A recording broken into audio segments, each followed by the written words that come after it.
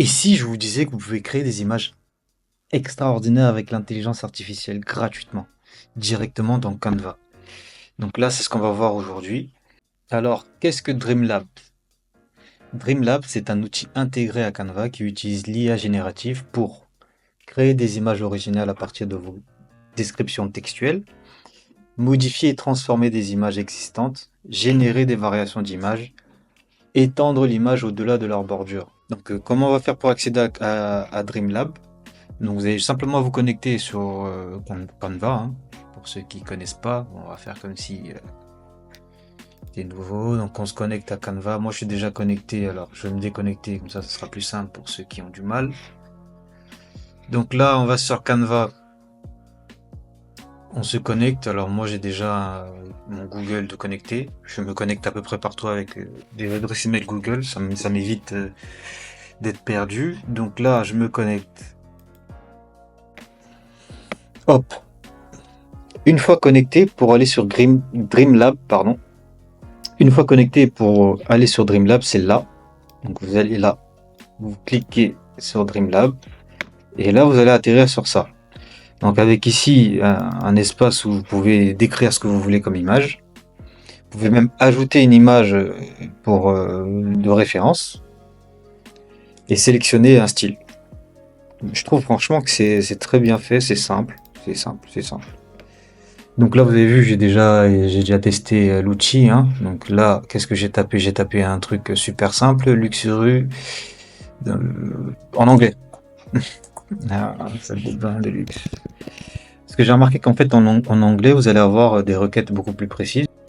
Donc là, on va essayer en français pour voir ce que ça donne. Mais là, vu que c'est simple, généralement, il va me donner la même chose.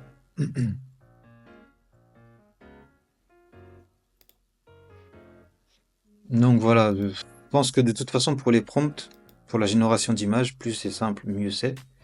Après, si vous avez vraiment des spécificités, c'est toujours important, si vous voulez quelque chose de plus détaillé, vous avez qu'à rajouter ce que vous voulez dans un prompt qui est un peu plus long. Donc là, ici, bon, comme je suis en version gratuite sur ce compte-là, hop, ça m'a généré mes images. Dès que je suis content d'une image, par exemple celle-là, je peux aller la modifier directement dans Canva. Voilà. Donc après, moi je préfère Canva. Pourquoi? Ce que j'aime bien sur cet outil, c'est qu'il est complet.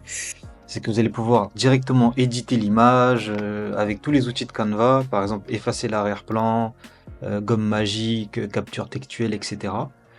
Canva, c'est vraiment un outil du futur. Pour moi, c'est vraiment l'outil à apprendre à s'en servir. En fait, c'est l'outil qu'il faut utiliser, hein, franchement, pour tous vos projets. Parce qu'il n'y a besoin que de Canva. Dans Canva, il y a presque tout.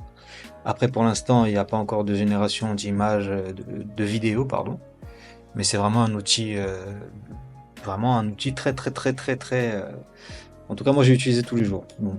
Donc là, on va refaire une génération d'images juste pour vous montrer comment ça fonctionne bien, hein. Hop. Donc là, j'ai tapé un jardinier japonais paisible avec un petit pont en bois et des fleurs de cerisier. On va choisir voilà, là. Ici, on va choisir croquis couleur.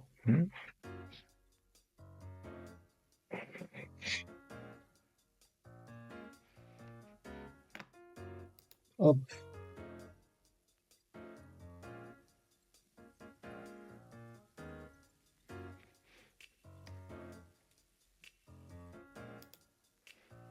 Voilà, c'est pas mal. Un petit jardin japonais. Ouh, c'est vraiment pas mal. J'aime bien ce qu'il a généré.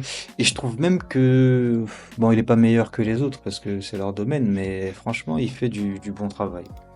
Ça fait quand même du très bon travail. On va essayer une autre. On va faire ça.